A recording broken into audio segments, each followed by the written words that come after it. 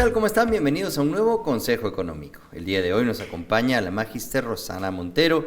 Ella es directora de la carrera de International Business aquí en la Universidad San Ignacio de Loyola. Rosana, bienvenida nuevamente. Muchísimas gracias por la invitación, Augusto. Se habla mucho de la inversión extranjera en el Perú, ¿no? Y esta data hay que tomarla sin duda con pinzas y ver realmente el detalle. Nos gustaría que nos expliques un poco, comparando en la región, con otras economías y otras realidades, y que nos ayudes a entender realmente qué tipos de inversión extranjera, ¿no? Existen y qué combinación sería lo ideal para nuestra realidad y para garantizar un mejor desarrollo para nuestro país en el futuro. Te agradezco mucho la pregunta y me parece sumamente interesante. A ver, si hablamos en términos generales, la gran mayoría de países ya está de acuerdo con que la inversión extranjera directa es positiva para un país, ¿correcto?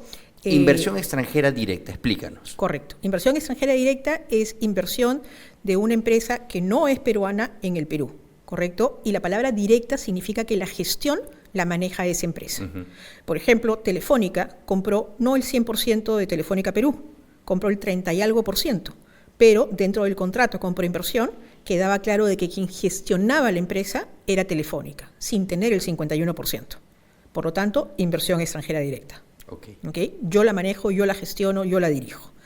Hay un acuerdo, creo que más que generalizado, respecto a que es positiva. ¿Por qué? Porque estamos hablando de incremento de divisas, posibilidades de empleo, transferencia tecnológica y crecimiento. Eso se da en todos lados. Pero digamos, esa es la parte gruesa de la ecuación.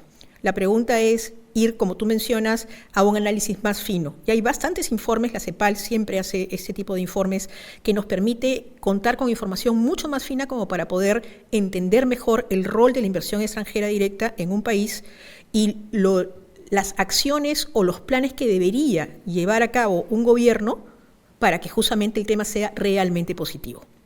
Más allá de los 4 factores que mencionaba, la pregunta es ¿dónde queremos nosotros que se posicione? ¿En qué sectores? ¿En qué industrias queremos que se posicione la inversión extranjera directa?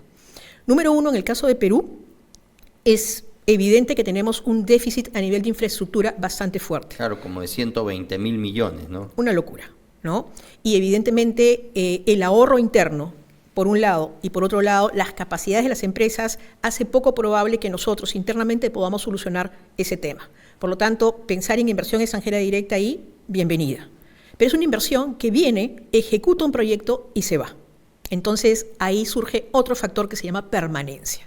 Si es una empresa que viene para producir algún bien, algún servicio en el Perú y se queda a largo plazo, eso es preferible versus lo otro. Como por ejemplo manufactura de automóviles que hay en Brasil, Argentina, bueno, hasta nuestros vecinos cercanos están en coqueteos con Jeff Bezos de Amazon, es decir, para poner aquí negocios que se queden en el tiempo y perduren, no solo que tengan una obra, la ejecuten y se vayan, ¿no? Exactamente. Ahí es donde creo que nos falta entender que la inversión extranjera directa es una pieza del rompecabezas que puede llamarse industrialización o programa de industrialización en el Perú.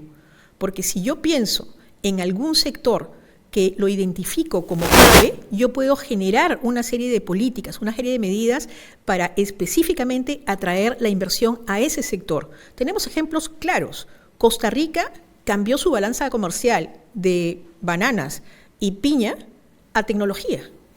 Creó un programa que tenía nombre y apellido, Intel, ¿de acuerdo? Pero que atrajo a más empresas de todo el sector tecnológico. Intel ya se fue de Costa Rica, pero permaneció en Costa Rica más de 20 años. Y ahora, ¿qué ha dejado? Transferencia tecnológica, profesionales capaces que siguen exportando tecnología desde Costa Rica. Entonces, pero necesitamos cerrar la brecha de infraestructura. O sea, es necesario también que vengan empresas para hacer ese tipo de labor. O sea, entiendo que tendría que ser una combinación de todo para que en realidad pues se pueda atender todas las necesidades. Esa es la idea.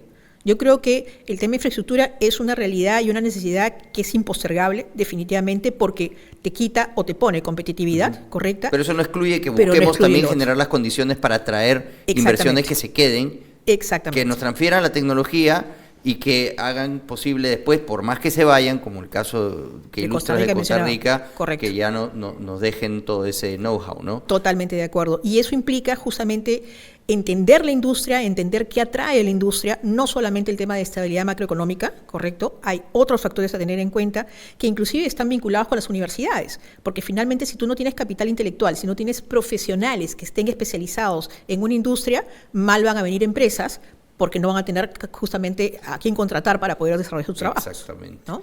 Ese es el tema. Muy bien. Oye, excelente esta entrevista. Gracias por habernos ilustrado todo esto y entender un poco más sobre lo que significa la inversión extranjera en nuestro país. Muchas gracias. Muy bien. Y con ustedes será hasta el próximo Consejo Económico.